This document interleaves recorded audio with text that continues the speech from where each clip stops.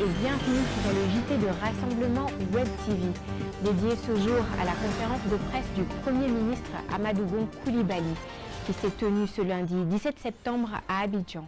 Plusieurs points ont meublé cette conférence de presse, notamment au plan social.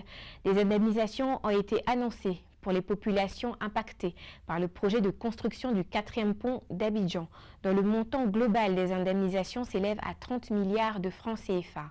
Le Premier ministre s'est par ailleurs voulu rassurant auprès des populations, annonçant que tout Adjamé village ne sera pas rasé et qu'il ne s'agira que de 68 habitations concernées. Le Premier ministre a annoncé un programme social du gouvernement sur la période 2018 à 2020, dans le but de réduire considérablement la pauvreté et améliorer les conditions de vie des populations.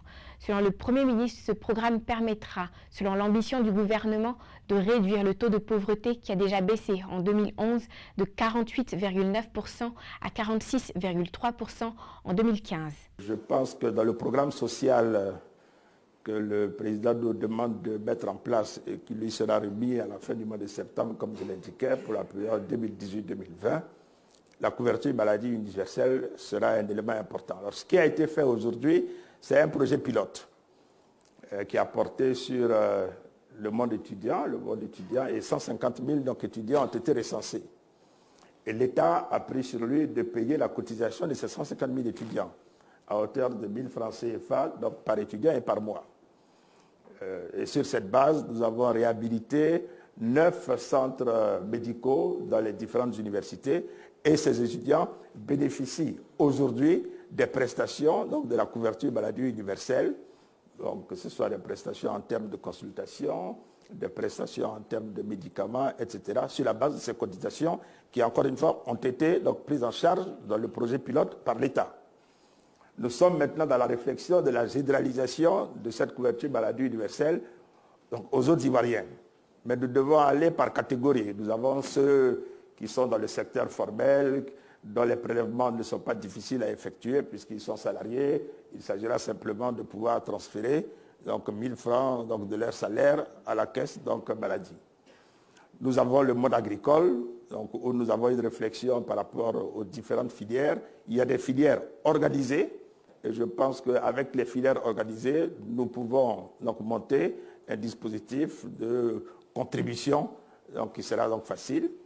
Mais la bonne nouvelle, c'est qu'avec le recensement qui est en cours, nous avons noté quand même qu'il y a environ 450 000 personnes du secteur informel qui sont allées de manière volontaire se faire recenser au niveau donc, de la couverture maladie universelle. Donc toutes ces réflexions, toutes ces données que nous avons aujourd'hui nous permettent d'imaginer une généralisation graduelle à partir de l'année prochaine.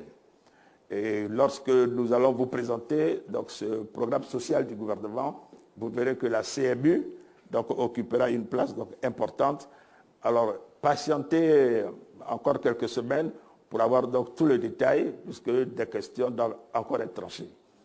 Au chapitre de l'économie, le Premier ministre s'est voulu rassurant quant à la maîtrise par le pays de son endettement et de l'impact positif de la croissance de l'économie qui a permis la création effective d'une nouvelle classe moyenne sociale en Côte d'Ivoire.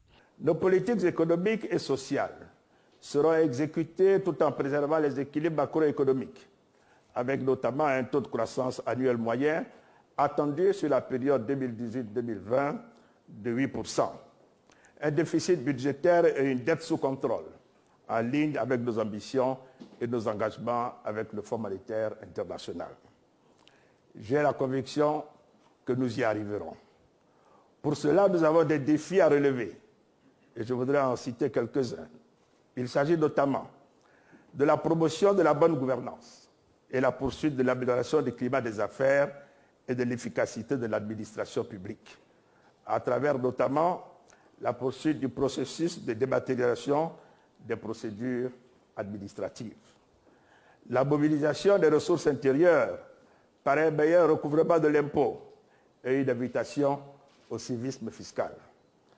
Mais surtout, la préservation d'un climat social apaisé. Oui, un climat social apaisé. Au plan politique, le Premier ministre a rappelé la nécessité de garantir un climat politique favorable pour des élections apaisées en 2020. Le gouvernement, par ailleurs, consultera toute la classe politique après le scrutin municipal et régional qui se tiendra le 13 octobre 2018, comme décidé lors du Conseil des ministres du 18 juillet. Au niveau de la politique nationale, le Premier ministre a indiqué que la place du PDCI était bel et bien au sein du RHDP, avant d'inviter tous les Ivoiriens à œuvrer pour un climat de paix. Car selon lui, seul un climat de paix sera favorable pour relever tous les défis sociaux. Pour les élections présidentielles, oui, puisque les résultats sont proclamés partout au plan local, sont tous envoyés à Abidjan. Et c'est la CEI centrale à Abidjan qui recense les votes et qui proclame. Alors c'est évident que chacun doit être confortable avec la CEI centrale, dont la composition, je tiens à le rappeler encore, celle d'aujourd'hui, a fait l'objet d'un débat où nous avions eu l'appui au niveau de la classe politique du NDA et nous sommes arrivés à un consensus. Vous devez même noter qu'une ordonnance avait été prise, qu'elle a été modifiée par le chef de l'État pour inclure le FPI, qui a un poste de vice-président dans la commission d'aujourd'hui. Ça, c'est la commission centrale. Mais je veux bien que cette commission elle-même centrale puisse être à nouveau réformée. Mais c'est sans objet par rapport aux élections locales. Puisque le débat de l'élection locale, c'est 4 oppositions, 4 majorités, avec le représentant du préfet ou du sous-préfet qui la préside. Merci de nous avoir suivis. Restez connectés sur Rassemblement Web TV, l'info, la vraie pour vous.